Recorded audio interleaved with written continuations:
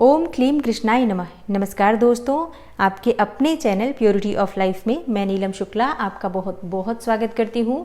दोस्तों, योगिनी एकादशी आषाढ़ मास के कृष्ण पक्ष की एकादशी को योगिनी एकादशी कहा जाता है और आषाढ़ मास की शुक्ल पक्ष की एकादशी को हरिशयनी एकादशी कहा जाता है। तो आज की वीडियो में मैं आपसे बात करने वाली हूँ योगिनी एकादशी व्रत के बारे में। शास्त्रों में योगिनी एकादशी के व्रत को बहुत महत्वपूर्ण माना गया है। शास्त्रों के अनुसार योगिनी एकादशी का व्रत धारण करके विधि विधान से जगत के पालनहार भगवान श्री विष्णु की पूजा आराधना करने से समस्त प्रकार के रोग और व्याधियों से मुक्ति मिलती है, समस्त प्रकार की मनोकामनाएं पूर्ण होती हैं, सुख समृद्धि सौभाग्य संतान हर प्रकार की इच्छा इस एकादशी का व्रत धारण करके भगवान श्री विष्णु की पूजा आराधना करने से पूर्ण हो जाती है।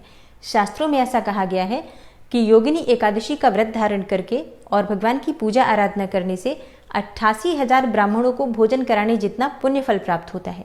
इसलिए ये एकादशी बहुत महत्वपूर्ण है।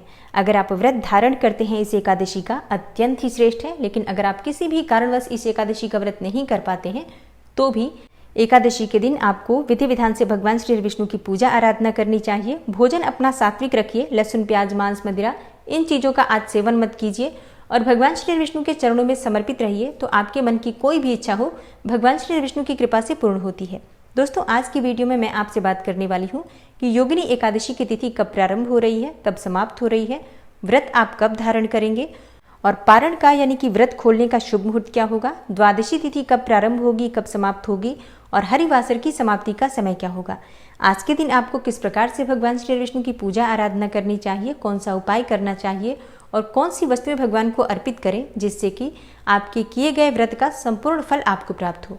और जिस भी मनोकामना से आप व्रत धारण कर रहे हैं या बिना व्रत के भी पूजा आराधना कर रहे हैं, आपकी वो मनोकामना पूर्ण हो, इसके लिए आज विशेष क्या करना चाहिए, ये संपूर्ण जानकारी आपको आज की वीडियो में मैं शेयर करने वाली हूँ। तो आज की वीडियो बहुत महत्वपूर्ण है, पूरा ज़रूर देखिए और अगर आपको आज की वीडियो अच्छी लगे तो इसे लाइक भी ज़रूर कीजिए और शेयर भी ज़रूर कीजिए फैमिली फ्रेंड्स के साथ। चैनल पर पहली बार आए हैं, अगर अभी तक आपने चैनल को सब्सक्राइब नहीं किया है तो आज की वीडियो अगर आपको अच्छी लगे तो चैनल को सब्सक्राइब करके बेल आइकन को ज़रूर प्रेस कर लीजिए। इससे ये होगा कि इस चैनल पर जो भी नई वीडियो अपलोड होंगी उनकी नोटिफिकेशन आपको सही समय पर प्राप्त होगी।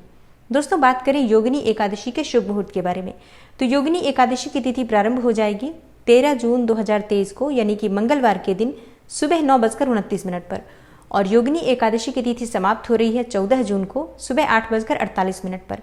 तो ऐसे में प्रश्न उठता है कि हमें व्रत कब करना चाहिए। देखिए, वैसे तो 13 जून को पूरे दिन ही एकादशी की तिथि रहेगी, लेकिन इस दिन सूर्योदय कालीन तिथि हमें नहीं प्राप्त हो रही है और एकादशी का व्रत हमेशा सूर्योदय कालीन तिथि में ही धारण किया जाता है। तो ऐसे में सूर्योदय कालीन तिथि हमें 14 जून को यानी कि बुधवार को प्राप्त हो रही है। तो योगिनी एकादशी का व्रत 14 जून 2023 बुधवार को रखा जाएगा और एकादशी व्रत का पारण किया जाएगा 15 जून 2023 को यानी कि गुरुवार के दिन। तो द्वादशी तिथि प्रारंभ हो जाएगी 14 जून को सुबह 8:48 पर और द्वादशी तिथि समाप्त होगी 15 जून को सुबह 8:32 पर। हरिवासर की समाप्ति का समय रहेगा 14 जून को दोपहर में 2:44 पर। तो पारण यानी कि व्रत खोलने का जो शुभ मुहूर्त आपको प्राप्त हो रहा है 15 जून को सुबह 5:22 से 8:10 तक। अब देखिए, ध्यान रखना है आपको, 15 जून को सुबह 8:32 पर द्वादशी तिथि समाप्त हो जाएगी और द्वादशी तिथि के समाप्त होने के बाद आप एकादशी व्रत का पारण नहीं कर पाएंगे, क्योंकि ऐसा शास्त्रों में कहा गया है कि एकादशी व्रत का पारण अगर द्वादशी तिथि समाप्त होने के बाद किया जाता है तो इसे पाप के समान माना गया है। इसलिए शुभ मुहूर्त का ध्यान रखिए और शुभ मुहूर्त में ही आपको अपना व्रत खोलना है, इस बात का ध्यान अवश्य आपको रखना है। और अब जानते हैं योगिनी एकादशी व्रत की पूजा विधि और उपाय के बारे में। तो जो भक्त एकादशी का व्रत धारण करते हैं, एक दिन पहले दशमी तिथि के नियम का पालन किया जाता है। दशमी तिथि 13 जून 2023 को मान्य होगी, तो 13 जून को आप दशमी तिथि के नियम का पालन करेंगे, जैसे कि इस दिन आपको शुद्ध और सात्विक भोजन लेना है। मतलब अगर आपको एकादशी का व्रत धारण करना है तो 13 जून को लहसुन प्याज मांस मदिरा, मसूर की दाल, साग टमाटर, गाजर मूली बैंगन ये सभी चीज़ें नहीं खानी चाहिए और चावल का भी त्याग करना चाहिए, क्योंकि जो भक्त एकादशी का व्रत करते हैं दशमी तिथि के दिन उन्हें चावल नहीं खाना चाहिए। दिन में एक ही बार भोजन किया जाता है, शुद्ध और सात्विक भोजन कर लीजिए। शाम को सूर्यास्त होने के बाद अन्न का सेवन नहीं करना चाहिए, नमक का सेवन भी नहीं करना चाहिए। और मान लीजिए कि आप शाम को कुछ खाना चाहते हैं सूर्यास्त होने के बाद, तो ऐसे में आप फलाहारी चीज़ें खा सकते हैं, जैसे कि आप फल ले सकते हैं, दूध ले सकते हैं, जूस ले सकते हैं और जैसे कि कई भक्तों के प्रश्न आते हैं कि क्या शाम के समय यानी कि दशमी तिथि की शाम को संध्या काल में हम कुट्टी या सिंघाड़े के आटे से बनी हुई चीजें खा सकते हैं? जी हाँ, बिल्कुल खा सकते हैं। फलाहारी चीजें आप खा सकते हैं, अन्न और नमक का सेवन नहीं करना चाहिए। और हाँ, दशमी तिथि के दिन आपको भूमि पर शयन करना चाहिए, लेकिन अगर ऐसा संभव न हो तो आप अपने बिस्तर की शुद्धता का ध्यान रखते हुए बेड पर भी सो सकते हैं। और ब्रह्मचर्य का पूर्ण रूप से पालन करना चाहिए। और एकादशी के दिन आपको व्रत धारण करना है, तो एकादशी के दिन आपको सुबह जल्दी उठना चाहिए, मतलब ब्रह्म मुहूर्त में उठ जाइए। उठकर नित्य कार्यों से निवृत्त होकर स्नान इत्यादि करके और साफ स्वच्छ वस्त्र धारण करके सबसे पहले भगवान सूर्यदेव को जल अर्पित कीजिए। उसके बाद अपने घर के मंदिर में आकर भगवान श्री हरि विष्णु की विधि विधान से पूजा कीजिए।